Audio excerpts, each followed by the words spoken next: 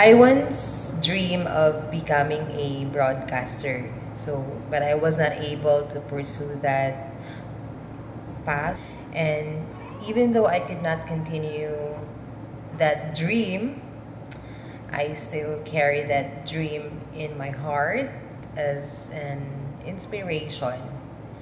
So, ang pinaka favorite kay na ko nga broadcaster is si John Lee Esteban. And then sa TV Patrol kay si Zen Hernandez.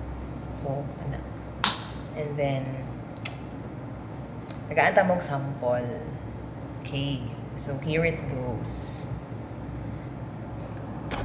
So, kani siya nga sample, guys, kay ako ni siyang report katong high school me. So, kani siya nga script is memorize pa nako ang ubang linya, ang uban kay wala na. And then exempted mi ani ni Ma'am Chona Verayo Fast, our araling panlipunan subject teacher before. So, tagaan ta mo og sample. I hope you like it.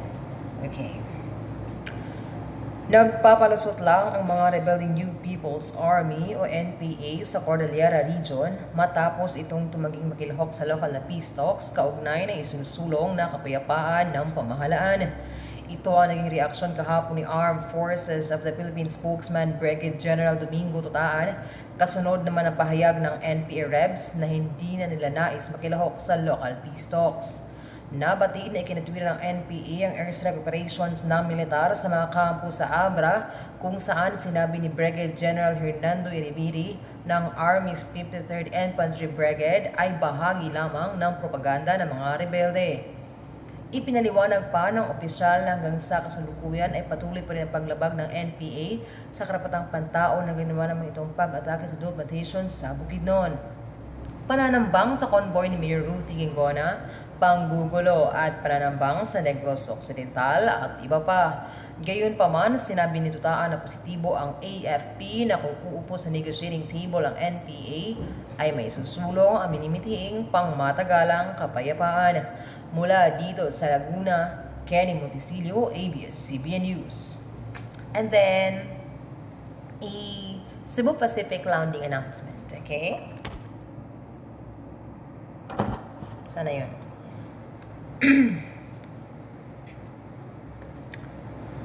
Ladies and gentlemen, we have just landed at Ninoy Aquino International Airport. Cebu Pacific Air welcomes you to Manila. On behalf of your flight crew headed by Captain Isnar with First Officer Pimentel and the rest of the team, we thank you for choosing Cebu Pacific, your airline of choice. Kalalapag lamang po natin sa paliparang pandaigdig ni Ninoy Aquino maligayang pagdating sa Maynila. Sa ngalan po ng bumuko na lipad na ito na pinangungunahan ni Kapitan Asnar sa tulong ni Unang Opisyal Pimentel, kami po ay nagpapasalamat sa inyong pagtangkilik at patuloy na pagsakay sa Cebu Pacific. Maligayang pagdating. So, katulang.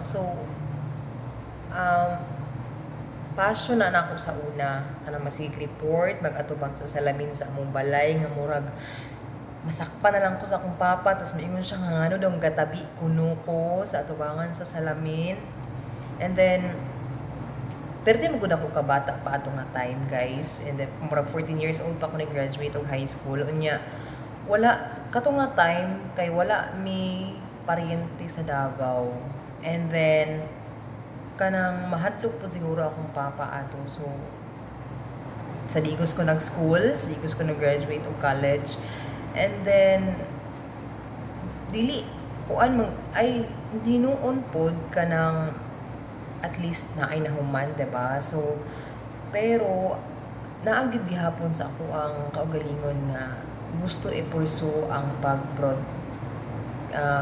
mag-eskwela og mass communication, pero kay ako pang giset aside kinaas ako mga manghud pa nga mas giuna pa nga pa-eskwelahon. So labaw na karon nga duha na sila. So katulang, that's it for today. So ugma kay mag-vlog ko sa for medicine, health and wellness. So unta na ay mananaw no kay para makakuan ta maka-earn ta diri sa TikTok